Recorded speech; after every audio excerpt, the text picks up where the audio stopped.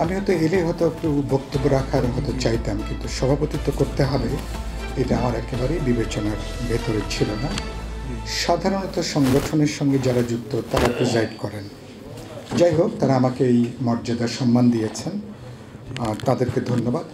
উদ্যোক্তাদের সাথে ভবিষ্যতে আমার একটু কথা বলার আগ্রহ থাকবে। তাদেরকে আমাদের অফিসে নিশ্চয়ই আমি একবার চা খাওয়াতে পারলে আমার ভালো লাগবে। আপনাদের জন্য অনেক শুভেচ্ছা, সবাইকে সালাম জানাই। ক্যানভাসটা অনেক বড়, মান্না ভাই বড় ক্যানভাসে আলাপ করেছেন, অনেক গুরুত্বপূর্ণ প্রশ্ন তিনি উত্থাপন করেছেন। এখানে জামাত ইসলামী নেতৃবৃন্দ, এখানে ব্যারিস্টার ফুয়াদ বললেন, বিভিন্ন দলের গুরুত্বপূর্ণ নেতৃবৃন্দরা অনেক তাৎপর্যপূর্ণ বক্তব্য তারা সংক্ষেপে উত্থাপন করেছেন। আমি চুম্বকে কথা বলি, যেহেতু কয়েকটা বিষয়ে কথা বলবো, ফলে কোনোটাই হয়তো খুব বিস্তারিত হয়তো না বলাটাই ভালো হবে। প্রথম হচ্ছে আপনাদের আলোচ্য বিষয়, যেটা লুটেরা মাফিয়াদের যে নেতৃত্ব যেটা বললেন, এটা আমরা মনে হয় একমত সবাই, যে আমাদের এখানে রাজনীতির নামে গত বহু বছর ধরে যে যারা দেশ চালিয়েছেন, তারা যে বাস্তবে নিজেরাই যে একটা লুটেরায় পর্যবেসিত হয়েছেন, এটা নিয়ে তো কারো কোনো সন্দেহ নেই। রাষ্ট্রের ক্ষমতাকে তারা লুটপাটের একটা লাইসেন্স হিসাবে এটাকে তারা বিবেচনা করেছেন, এবং তারা বলতে পারেন যে আর এমন একটা ব্যবস্থা কায়েম করা হয়েছে যেখানে বিরোধী দলে যাওয়াটা খুবই ঝুঁকিপূর্ণ। বাংলাদেশে কেউ এখন আর বিরোধী দলে থাকতে চায় না, বিরোধী দলে যেতে চায় না। বিরোধী দলে যাওয়া বা থাকা মানে প্রায় ধরেন গজবের মতন আর কি। আপনি ক্ষমতায় থাকলে তো স্বর্গপ্রাপ্তির মতন, এমনকি ক্ষমতার বারান্দায় ঘরে ঢোকার দরকার নেই, বারান্দা আশেপাশে চৌহদ্দির মধ্যে থাকলেও সেখানে আপনার হাজার হাজার কোটি টাকা, কপাল খুললে লক্ষ কোটি টাকাও আয় করার সুযোগ থাকে। বাংলাদেশকে এরকম একটা জায়গায় এরা নিয়ে গেছে। এবং যে আওয়ামী লীগ একসময় ভোটের অধিকারের কথা বলেছিল, ভাতের অধিকারের কথা বলেছে, মানুষ একটা অংশ তো বিশ্বাসও করেছিল, তাদেরকে একসময় ভোটও দিয়েছিল। এরপরে তারা যখন গত 15-16 বছরের ক্ষমতায় এলেন, তখন এটার পুরোপুরি একটা ফ্যাসিস্ট, দুর্নীতিবাজ, দুর্বৃত্ত, মাফিয়া সিন্ডিকেটদের এটা একটা রাম রাজত্ব, এটাকে তারা পর্যবেসিত করে, যেগুলোর সাথে কোনো রাজনৈতিক মতাদর্শ বা রাজনৈতিক কর্মসূচি এগুলো ভোকাবুলারিতে আছে, মানে কথাবার্তায় আছে, বাস্তবে কোনো কিছু দেখা যায়নি। এবং আওয়ামী লীগ সেটা করতে যেয়ে আমি বলি যে আওয়ামী লীগ রাজনৈতিক দল হিসাবে আওয়ামী লীগ প্রায় 1.5 দশক কোনো দেশ চালায়নি। যেটা বললাম, সিন্ডিকেট, লুটেরা, দুর্বৃত্ত, মাফিয়া, এদের একটা আনহোলি একটা নেক্সাস, অশুভ একটা চক্র, ইস্ট ইন্ডিয়া কোম্পানির মতন, যারা 56,000 বর্গমাইলের এই জাতিরাষ্ট্রকে যারা একটা লুটপাটের একটা স্বর্গরাজ্যে যারা এটাকে বানিয়ে ফেলেছিল। এবং এটা বানাতে যে আর বিরোধী দলকে এখানে যে পরিমাণ দমন করা হয়েছে, হ্যাঁ, এখানে ধরুন একসময় কমিউনিস্টরা বহু বছর নিষিদ্ধ ছিল, আন্ডারগ্রাউন্ড ছিল, জামাত ইসলামিক ওই ধরনের পরিস্থিতির তাদেরকে মুখোমুখি হতে হয়েছে বিভিন্ন সময়, আর অন্যান্য দলকেও বিভিন্ন সময় হতে হয়েছে। কিন্তু গত 15-16 বছরে বিএনপি সহ বিরোধী দলকে যে পরিমাণ নির্যাতন, নিপীড়ন, হত্যা, গুম, খুন, সন্ত্রাস যেটা হয়েছে, এমনকি এখানে কিছু বিচার বিভাগের লোকজন আছেন, বিচার বিভাগ তো মানুষের আশ্রয়ের জায়গা, সেই বিচার বিভাগকেও তারা বিরোধীদেরকে দমন করবার জন্য যেভাবে বিচার বিভাগকে হাতিয়ার হিসেবে ব্যবহার করা হয়েছে, এরকম নজির আমাদের এই উপমহাদেশে খুব বেশি এর আগে দেখা যায়নি। আওয়ামী লীগের আমি সবচেয়ে বড় রাজনৈতিক অপরাধের জায়গাটা কোনটা বলি, আপনি নিয়ম করলেন 5 বছর পর পর ভোট হবে, মানুষ ভোট দিতে পারবে, পছন্দের দলকে প্রার্থীকে ভোট দিতে পারবে, কিন্তু বাস্তবে ভোটের নামে যে জালিয়াতি, প্রতারণা, তামাশা, যেটা পৃথিবীর নির্বাচন বা সংসদীয় ইতিহাসে এর কোনো দ্বিতীয় নজির নেই। 14 বলেন, 18 বলেন, 24 বলেন, এগুলোর আরও উপন্যাসের মতন বর্ণনা করলে রাতের পর রাত যাবে, কিন্তু এটার বর্ণনা শেষ হবে না। আওয়ামী লীগ এটা করে বলতে পারেন যে তারা, যেটা বললাম, যে দুর্ভাগ্যজনকভাবে ইস্ট ইন্ডিয়া কোম্পানি লুট করে, ভারতকে লুট করে টাকা তারা পাচার করেছিল ব্রিটেনে, ইংল্যান্ডে বলে তখন যে পরিচিত ছিল, যুক্তরাজ্যে। তাদের ডান্ডি যে শিল্প, ব্রিটিশ যে শিল্প বিপ্লব হয়েছিল, ফুয়াদ সেখানে 10 বছর ছিলেন, আপনাদের এখানে অনেকেরই হয়তো যাওয়ার সুযোগ হয়েছে, আমারও 2-3 বার যাওয়ার সুযোগ হয়েছিল। তাদের শিল্পায়নের বড় জায়গা ছিল ভারতের এই লুটপাট। আমাদের দুর্বৃত্তরা, আমাদের ডাকাতরা, আমাদের চোরেরা, এরা লুটপাট করে টাকাটা, এরা এতই চালাক, এরা বেশিরভাগ টাকাটা দেশে তারা টাকা রাখেনি, বেশিরভাগ টাকাটা তারা বাইরে তারা পাচার করেছে। তো ব্রিটিশরা তো লুট করে ওখানে একটা শিল্প বিপ্লবের সহযোগী ভূমিকা পালন করেছে, আগে অনেক শিল্পায়নের জায়গা ওখানে তৈরি করেছে, কাঁচামাল নিয়ে গেছে, আবার তাদের উৎপাদিত পণ্য ভারতের বাজারে এসে আবার তারা আরেক দফা তারা মুনাফা করেছে। তো আমাদের দুর্বৃত্তরা এতই বেপরোয়া, তো ফলে এই সুযোগ তারা করেনি। এবং আমি অসংখ্য বক্তৃতা করেছি, এদের লুটপাট, এরা এত টাকা করেছে, আগামী 200-300 বছর এদের 14 পুরুষ খেয়েও এই টাকা শেষ করতে পারবে না এটা।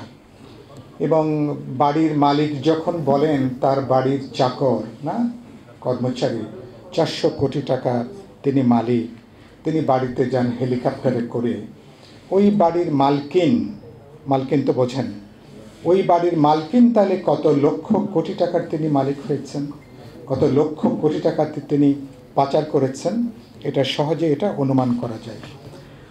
এবং এটাকে জায়েজ করা হয়েছে উন্নয়নের নামে, এটাকে জায়েজ করা হয়েছে উন্নয়ন, এবং মাঝে মাঝে যখন আরও বিপদে পড়তেন মুক্তিযুদ্ধের চেতনার নামে।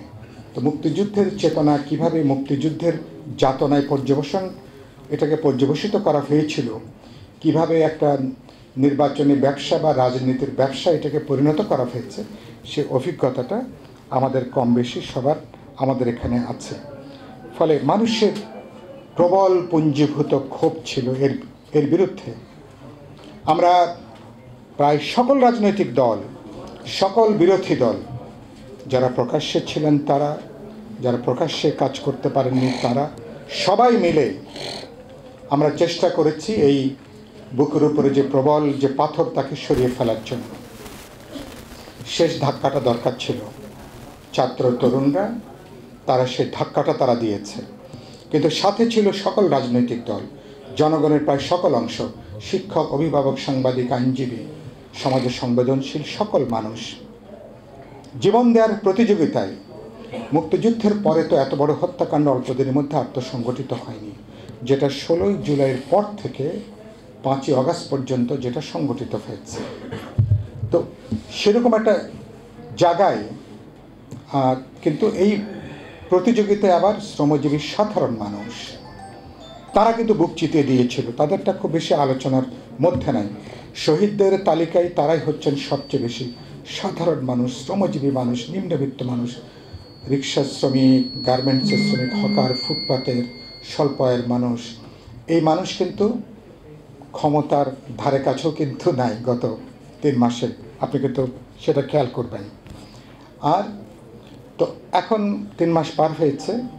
আরেকটা গুরুত্বপূর্ণ কথা আমি যেটা প্রায় বলি, যে আওয়ামী লীগের নামে যে সরকার চলেছে, এটাকে অনেকেই যে প্রশ্ন তোলেন, এটা বাংলাদেশের কোনো সরকার ছিল এটা মনে করা খুবই কঠিন, এবং এটার জন্য অন্য কারো সাক্ষ্য লাগবে না।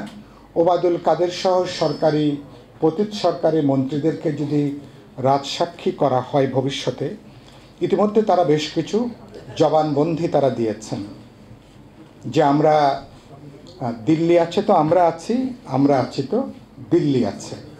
তার মানে বাংলাদেশের জনগণ না, এখানকার ভোটারের না, বাংলাদেশের জাতীয় স্বার্থ, জাতীয় নিরাপত্তার প্রশ্ন না, যারা আছেন তারা বাংলাদেশকে ভারতের অন্যান্য যেভাবে অঙ্গরাজ্যগুলো আছে, ভারতের বিভিন্ন অঞ্চল আছে, এরকম একটা বাংলাদেশকে একটা ক্লায়েন্ট স্টেটে তারা এটাকে পরিণত করতে চেয়েছেন। সমস্ত কিছুই ভারতের জাতীয় স্বার্থ, তাদের জাতীয় নিরাপত্তা। বাংলাদেশে আমেরিকা একসময় পুরো ল্যাটিন আমেরিকাকে যেভাবে তাদের গোয়ালঘর আমেরিকা মনে করত, সেই যেটাকে বলে আপনারা পরিচিত হচ্ছেন দক্ষিণ আমেরিকা হিসেবে পরিচিত, যেটা ল্যাটিন আমেরিকা বলে যেটাকে আমরা চিনি, একসময় মার্কিন যুক্তরাষ্ট্রের গোয়ালঘর হিসেবে এগুলো পরিচিত ছিল। সেই গোয়ালঘর কীভাবে স্বাধীন জাতীয় রাষ্ট্র হিসেবে দেশে দেশে তারা ঘুরে দাঁড়িয়েছে, তারা প্রত্যেকটা দেশ বাংলাদেশের ক্ষেত্রে এরা একটা ভারতের একটা গোয়ালঘর তারা বানাতে চেয়েছিল তারা বাংলাদেশকে। মানুষের পঞ্জীভূত ক্ষোভের বহিঃপ্রকাশ আমরা লক্ষ্য করেছি। আমরা এখন যখন আপনাদের সঙ্গে যখন এই মিটিং মিলিত হয়েছি, 90 দিন কয়েকটা দিন পার হয়েছে। আমি রাজনীতি মানুষ হিসেবে আমার খুব উদ্বেগ। আপনারা যারা প্রতিদিন টেলিভিশন দেখেন, ফেসবুক দেখেন, সামাজিক গণমাধ্যম দেখেন, আমি বিশ্বাস করি আমার যে উদ্বেগ, সে উদ্বেগটা আপনাদের মধ্যেও আছে। উদ্বেগ, উৎকণ্ঠা আছে, দুশ্চিন্তা আছে। আমার কপালে ভাঁজের মতন আপনাদেরও কপালে ভাঁজ পড়ে বর্তমান এবং আগামী দিনের মানে ভবিষ্যতের কথাটা চিন্তা করে। প্রফেসর ইউনূস যখন বলছেন তিনি ফিরে এসেই ছাত্রদের দ্বারা আমরা নিযুক্ত হয়েছি, তার এই বক্তব্যটা তার পদের দায়িত্বের সাথে খুব সঙ্গতিপূর্ণ হয়নি। কারণ আমরা সকল রাজনৈতিক দল তাকে এক কাট্টা সমর্থন দিয়েছিলাম। আপনারা সবাই, জনগণের সমস্ত অংশ, হাসিনার ফ্যাসিস্ট রেজিমের বাইরে যত জনগণ ছিল, সবাই প্রায় 2 হাত তুলে আমরা এক কাট্টা সমর্থন জুগিয়েছি। তিনি অ্যাড্রেস করলেন শুধুমাত্র ছাত্র তরুণদেরকে, তিনি তাদের দ্বারা নিযুক্ত হয়েছেন। তিনি খুব স্মার্ট কথা বলেন, তিনি তো নানা বৈশ্বিক প্ল্যাটফর্মে কথা বলেন। এবং শফিকুল আলম আমাকে একটা প্রোগ্রামে আমার সাথে ছিলেন, মাছরাঙ্গা টেলিভিশনের ওদের রান্নাঘর নাকি একটা প্রোগ্রাম হয়, ওদের রান্নাঘর নাকি বৈঠকখানা, সেখানে আমাকে বলছিলেন যে উনি বলছেন যে স্যার প্রতিটা শব্দ তিনি খুব সচেতনভাবে বলেন, প্রতিটা বাক্য তিনি এডিট করেন, বলবার আগে তিনি চিন্তা করেন। হয়তো এই জন্য তিনি কথা হয়তো কম বলেন। মান্না ভাইয়ের যেহেতু ডিরেক্ট, আমি অবশ্য ভাই বলি ওনাকে, আমার সাথে তার দীর্ঘ 45 বছর আরও বেশি, প্রায় ওনার সাথে নানা কারণে দীর্ঘ সম্পর্ক। তো দেখলে আমাদেরকে এখনও জড়িয়ে ধরেন, হয়তো একেবারে লোকসম্মুখে। তো এই মানুষ এরকম একটা অসতর্ক বাক্য যখন ব্যবহার করলেন, আমি খুব বিস্মিত হয়েছিলাম। তো কথাটা কেন উল্লেখ করলাম, গত পরশুদিন যে দুজন, মান্না ভাই বললেন 3 জন, কিন্তু মূলত 2 জনকে নতুন উপদেষ্টা তারা যখন নিয়োগ দিলেন, 90 দিন সময় কি যথেষ্ট না যে আমরা একটু দেখে শুনে বিবেচনা করে, যাদের নিয়ে বড় কোনো প্রশ্ন নাই, যাদেরকে নিয়ে কোনো বিতর্ক নাই, এবং যারা এই সরকারের মধ্যে যুক্ত হলে গতি আনতে পারবেন, এরকম ব্যক্তিবর্গকে খোঁজ করে বের করা, সেটা হয়নি। এবং এখন কি ছাত্ররা তো একদিকে সরকারের ভেতরে তারা আছেন, আগে ছিল 2 জন, এখন 3 জন পূর্ণ মন্ত্রীর মর্যাদায় তার উপদেষ্টা হিসাবে তারা আছেন। আবার বাইরেও তাদের আবার নানা প্ল্যাটফর্ম আছে, আবার তারা বাইরে আছেন। তো প্রফেসর ইউনূস সহ যারা সরকার গঠন করলেন এতদিন, তারা তো তাদের নিযুক্ত তাদের পছন্দের ব্যক্তিবর্গ নিয়ে সরকার হয়েছে। এখন সমস্যাটা কি? এখন কি কোনো বিভক্তি তৈরি হয়েছে, কোনো বিভাজন তৈরি হয়েছে? অন্তর্বর্তী সরকারের সাথে বৈষম্য বিরোধী ছাত্র আন্দোলন, তাদের কি কোনো মতপার্থক্য দেখা দিয়েছে? কোনো অনাস্থা অবিশ্বাসের কোনো সম্পর্ক তৈরি হয়েছে? তো আমরা তো জানি যে তারা সরকারের ভেতরে তারা আছেন। কত ধরনের সমস্যা তারা তৈরি করেছেন। তারা বলছেন পুরো সংবিধান বাতিল করতে হবে, নতুন সংবিধান তৈরি করতে হবে, বলছেন সেকেন্ড রিপাবলিক ঘোষণা করতে হবে, আরও অনেক কথাই তারা বলছেন। বিভিন্ন দলকেও পুরোপুরি নিষিদ্ধ ঘোষণা করতে হবে। তারা যখন সরকারেও আছেন, তো এটা কি সরকারের বক্তব্য? পরোক্ষভাবে এখানে কি সরকারের সম্মতি আছে? সরকারের সমস্ত বক্তব্যের পেছনে এক ধরনের অনুমোদন কি সরকারের আছে? কি এটা উত্তর কি? এটাকে আমি আপনাদের যে কাউকে যদি প্রশ্ন করি, এর সোজাসাপটা কোনো উত্তর দেওয়াটা খুবই কঠিন। কারণ আপনারা সরকারে আছেন, আবার বাইরে থেকে আবার সরকারের আপনারা সমালোচনা করছেন। এই যে 3 জনকে যে নতুন দায়িত্ব দেওয়া হলো, আরও 3 জনকে, তার মধ্যে আমার একজন একেবারে প্রত্যক্ষ টিচার, যিনি শিক্ষার সঙ্গে যুক্ত, যিনি আমার ইন্টারমিডিয়েট, আমার ফিজিক্সের আমার টিচার ছিলেন। তো তিনিও দেখলাম তিনি এর সঙ্গে মানে বিশেষ ওই সহকারী মর্যাদায় তিনি যুক্ত হয়েছেন। তো সেরকম দেখলাম। তো এটা কি ছাত্রদের অনুমোদন, তাদের হলো পরামর্শ নিয়ে হয়নি? এটা যদি হতো তাহলে তো নিশ্চয়ই এরকম একটা বিতর্কের জায়গাটা তৈরি হতো না। গোটা পরিস্থিতি খুবই লেজে গোবরের পরিস্থিতি। সরকারের মধ্যে যে সমন্বয়হীনতা, এটা আমরা দেখছি। সরকারের মধ্যেই প্যারালেলি অনেকগুলো সরকার কাজ করে কিনা সেরকম একটা উদ্বেগের জায়গাটা আমরা কিন্তু দেখছি। আমরা 3 মাসের মধ্যে তো এটা হওয়ার তো কথা ছিল না। বরঞ্চ আপনারা রাজনীতিকরা বরঞ্চ হাওয়া খেয়ে এখন চলতে পারেন। কেন? কারণ আপনারা সরকার 8 তারিখে যখন গঠন হলে আমরা বঙ্গভবনে ছিলাম, কথা বলেছি, আলাপ আলোচনা করেছি। 5 তারিখে আমরা রাত 11টা, 11:30 পর্যন্ত বঙ্গভবনে তিনি জাতির উদ্দেশ্যে চুপ্পু সাহেব কী বলবেন খসড়াভাবে আমরা তার শব্দ বাক্য আলাপ আলোচনা করি, সেখানে আলোচনা হয়েছে। আমি ছিলাম, মান্না ভাই ছিলেন, আমাদের মঞ্চের অন্যান্য নেতৃবৃন্দরাও ছিলেন, জাতীয় পর্যায়ের অন্যান্য নেতৃবৃন্দরাও সেখানে ছিলেন। তো আলোচনার পরে, তো তারপরে এসে আপনারা কি হলো এখন? তো এরপরে কোনো পর্যায়ে রাজনীতিকদেরকে আপনারা কোনো আস্থার মধ্যে নেন নাই।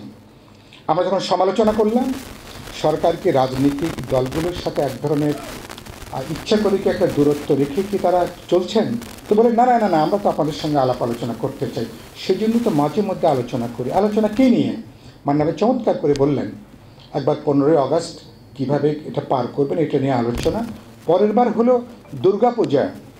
দুর্গাপূজার তার নিরাপত্তা নিয়ে তার সঙ্গে প্রাসঙ্গিক 2-1টা আলোচনা। এটা কি ডায়লগ? এগুলো কি তামাশা? এগুলো কি দুধের বাচ্চাদেরকে রাজনৈতিক দল মনে করে কি আপনারা সান্ত্বনা জোগাচ্ছেন? এগুলো হোয়াট ইজ দিস? এটা তা আপনি এরকম একটা উত্তাল সময়ে বাংলাদেশ, এখন আমি প্রায় বলি কাচের মধ্যে যদি একটা পারদ রেখে দেন, পারদটা কোন দিকে যাবে আমরা কিন্তু নিশ্চিত করে বলতে পারি না। সমান কাঠিতে আপনি যদি একটা পারদ রেখে দেন, এরকম একটা অস্থির সময়, একদিক সম্ভাবনার 2টো বৈশিষ্ট্য। কি বৈশিষ্ট্য? বিশাল একটা সম্ভাবনা। বাংলাদেশ আমরা একটা বুক থেকে আমরা একটা পাথর নামিয়ে দিয়েছি। আমাকে প্রথম দিন জিজ্ঞেস করলো, ভাই আপনার অনুভূতি কী? আমি প্রথম বলেছি জোরে একটা শ্বাস নিতে পারছি। আমি নিজেই তো 8-9 বার আক্রান্ত হয়েছিলাম গত 16 বছরে, 5 বার 6 বার কেবল আমাকেও হাসপাতালে যেতে হয়েছে। আমার এই যে আঙ্গুলটা বাঁকা, এটাও একটা পুলিশের বাড়িতে, এই যে আঙ্গুলটা এখনও দেখছেন খানিকটা বাঁকা, তো এগুলোর জন্য অসংখ্য মানুষ আমাদের পার্টিতে, গণতন্ত্র মঞ্চে, বিএনপি তো আছেই, জামাত থেকে শুরু করে বিভিন্ন দলের মধ্যে হাজার। তো এই ধরনের ঘটনা তো আমরা তো কিন্তু অথচ আপনি এটা জায়গাটা যাচ্ছে, কিন্তু আমি দেখছি যে আপনাদের এখন রাজনীতিকদের সাথে আপনাদের কোনো গুরুত্বপূর্ণ কোনো আলোচনা পর্যন্ত নাই। সংলাপ আপনারা 10টা কমিশন গঠন করেছেন, আরও নাকি কমিশন গঠন হবে শুনেছেন। প্রায় সব একই বাক্যে বললেন কি রাজনীতিকদের সাথে কোনো আলোচনা তারা করবেন না। ওনারা আমাদেরকে ইমেল নাম্বার পাঠিয়ে দিচ্ছেন, আপনারা মতামত পাঠাতে পারেন। আরে বাবা, গুরুত্বপূর্ণ স্টেক হোল্ডার হচ্ছে পলিটিক্যাল পার্টিসগুলো, ছাত্র তরুণরা বা পলিটিক্যাল পার্টিগুলো, তাদের সাথে আপনি বসবেন না? তো আপনি কথা বলবেন না? আমি যে একটা ধরুন এই যে সংখ্যানুপাতিক নিয়ে, এটার পক্ষে বিপক্ষে আমাদের আর্গুমেন্টটা কী, বা আপনি কী কী সংস্কারগুলো করবেন, ব্যাপারটা কি এরকম? একটা চোতা আপনাকে ইমেলে পাঠিয়ে দেওয়া, ব্যাপারটা কি এরকম? তো যারা গুরুত্বপূর্ণ স্টেক হোল্ডার তাদের সাথে আপনি বসবেন না, কথা বলবেন না, আলোচনাই করবেন না, এই ধরনের মাতব্বরি করার সুযোগ আপনাদেরকে দিয়েছে কে? আপনাদের অথরিটি কি? আপনাদের অথরিটি কি? যাদের সঙ্গে কথা বলছেন এরাই তো, they are the parties, they are the people, যারা এদেশের 16-17 কোটি মানুষের মুক্তির আকাঙ্ক্ষাকে ধারণ করে জানবাজি করে যারা লড়াইটা করলো। যখন পরিবর্তন নিয়ে যখন আসল কাজ যখন শুরু, বললেন কোনো দলের সঙ্গে তারা আলোচনাই করবেন না। আপনাকে আমি ইমেলে পাঠাবো, কোনটা রাখবেন, 100টা পাঠালে বাকি 90টা আপনি ডাস্টবিনের বাক্সে ফেলবেন কিনা তো আমি তো জানি না। আলোচনা করলে কথা হতো, আমরা যুক্তি তথ্য উত্থাপন করতে পারতাম। লক্ষণটা ভালো না, দৃষ্টিভঙ্গিটা আমলাতান্ত্রিক, দৃষ্টিভঙ্গিটা স্বৈরতান্ত্রিক, দৃষ্টিভঙ্গিটা চাপিয়ে দেওয়ার অ্যাটিটিউডটা। অথচ এমন একটা সময় ছাত্র তরুণদের, শ্রমজীবী মানুষের, আমাদের সবার যে অভ্যুত্থান, আমাদের ইতিহাসের সবচেয়ে বড় ঘটনা। আমাদের দেশটা বিশাল একটা সম্ভাবনার দ্বার প্রান্তে। আমি প্রায় বলি, গ্রামের যিনি চায়ের দোকানে বসেন তিনিও জানেন কোন কোন জায়গায় পরিবর্তন করতে হবে। তার পকেটের মধ্যে 5-10টা 20টা কিন্তু সংস্কারের এজেন্ডা আছে। তো সে মানুষকে আপনি বিবেচনার মধ্যে রাখবেন না? রাখবেন তো। শপথ আমি কালই করতে পারবো না, কিন্তু এটা তো আমাদের অসাধারণ একটা সম্পদ যে আমরা পুরনো দুঃশাসন, পুরনো ফ্যাসিবাদী জমানায় আমরা কেউ আর ফিরতে চাই না। তাহলে we want to look forward. তাহলে সামনে তাকানোর জন্য যত মত বলে না, একটা মাথার চেয়ে 10টা মাথা সবসময় ভালো। 17 কোটি মাথাকে যদি যুক্ত করতে পারি, আর ইনক্লুসিভ পলিটিক্যাল ডিসকোর্স, আলাপ আলোচনা, বোঝাপড়ার জন্য আপনি নতুন সংবিধান করবেন, একটা আলোচনা লাগবে না? আপনি সেকেন্ড রিপাবলিক করবেন, একটা বড় প্রশ্ন ইতিমধ্যে উত্থাপিত হয়েছে না? আপনি যখন সেকেন্ড রিপাবলিকের কথা বলছেন, তাহলে কি ফার্স্ট রিপাবলিক 71-এ 17 এপ্রিল মুজিবনগরে আমরা প্রোক্লামেশন অফ ইন্ডিপেন্ডেন্স যেটা ঘোষণা হয়েছে, সেটাকে নিয়ে চলছেন, তাকে আপগ্রেড করছেন, তাকে নবায়ন করছেন, অথবা তাকে আপনি নেগেট করছেন? এই আলোচনাগুলো প্রয়োজন হবে না? তো আপনি আপনি একটা পুরনো একটা সংবিধান আপনি লিখবেন, লেখার পরে ধরুন 50টা মতামত আসবে, 100টা মতামত আসবে, তো এগুলো কি সংবিধান সভা নির্বাচন হবে? এগুলো কি রেফারেন্ডাম লাগবে এগুলোর জন্য? কিভাবে হবে এটা? এবং যেসব দেশে এগুলো হয়েছে, অনেক দেশে বিপ্লব হয়েছে, বিপ্লবী পরিবর্তনের পরে অন্য বিষয় সেখানে দাঁড়িয়েছে। তো আমি বলছি অনেকগুলো বিষয়, অনেক প্যান্ডোরাস বক্স ওপেন করা হয়েছে। আমি খুব উদ্বিগ্ন সরকার যে পথে হাঁটছেন। আমি এটাকে, আপনি সব কিছু খুলে দিয়েছেন, কিন্তু কিভাবে এটাকে গুছিয়ে নেবেন? আমি এখন এই অনুষ্ঠানের মধ্য দিয়ে শেষ পর্যায়ে যে 2-3টা বিষয় মনোযোগ আকর্ষণ করব। একটা হচ্ছে 90 দিন পরে আপনাদের এখন উচিত হবে রাজনৈতিক অগ্রাধিকারের জায়গাগুলো কি, 1, 2, 3, 4 করে এটা রাজনৈতিক দল, দেশবাসীর কাছে, ছাত্র তরুণ সবার কাছে এটা এখন উত্থাপন করা। এখন তো বলা যাবে না যে মাত্র, কারণ আপনাদের হানিমুন পিরিয়ড যদি 1 মাস শেষ হয়েছে, 2 মাস হলেও শেষ হয়েছে, 3 মাস পরও হানিমুন পিরিয়ড চালানোর মতন বিলাসিতা দেখানোর কোনো সুযোগ বাংলাদেশে নাই। কারণ বাজার এখন নিয়ন্ত্রণহীন। বাজারে এখন যে পরিস্থিতি, মানুষ কষ্ট করে সরকারকে সহ্য করছে। কেন সহ্য করছে? এটা আমাদের সরকার, এটা আমাদের সরকার বলে কষ্ট করছে। 2.5 কোটি মানুষের প্রবল খাদ্য সংকট দেখা দিয়েছে। প্রায় 70-80 লক্ষ মানুষ এখনও 3 বেলা খেতে পারছে না। এটাই হচ্ছে বাস্তবতা। টিসিবির লাইনগুলো যাচ্ছেন, ট্রাকে কিছু পরিবারকে দিলে বাকিরা কিন্তু গালি দিতে দিতে তারা কিন্তু বাড়িতে তারা কিন্তু ফিরছে এই ঢাকা শহরে। একটু খবর নিয়ে দেখেন, পরিস্থিতিটা এরকম। এখনও প্রশাসন নিয়ন্ত্রণের বাইরে, পুলিশ এখনও পেশাগত দায়িত্বের মধ্যে নাই, এক ধরনের নৈরাজ্যের জায়গাটা চলছে। ফাঁক ফোকর দিয়ে আওয়ামী লীগ ফিরে আসার চেষ্টা করছে। খেয়াল করেন, খুবই উদ্বেগের জায়গা। এবং বলছে কি, একটা দল কতখানি দেউলিয়া হলে প্রেসিডেন্ট ইলেক্ট মার্কিন দেশের, তার ছবি নিয়ে নেতাকর্মীদেরকে দাঁড়াতে বলছে। হাসিনার ছবি নিয়ে দাঁড়াতে বলছে না, তাদের ছবি নিয়ে, যেই ছবি সারা বাংলাদেশের মানুষের চেহারায় দেখা যেত না এদের বিলবোর্ডের জন্য, এখন তার ছবি নিয়ে দাঁড়াতে বলছে। এখন ডোনাল্ড ট্রাম্পকে নিয়ে দাঁড়াতে বলছে। তেমন কেউ সাড়া দেয়নি। রাজনৈতিক দল দরকার নেই, মানুষের যে গণরোষের মুখ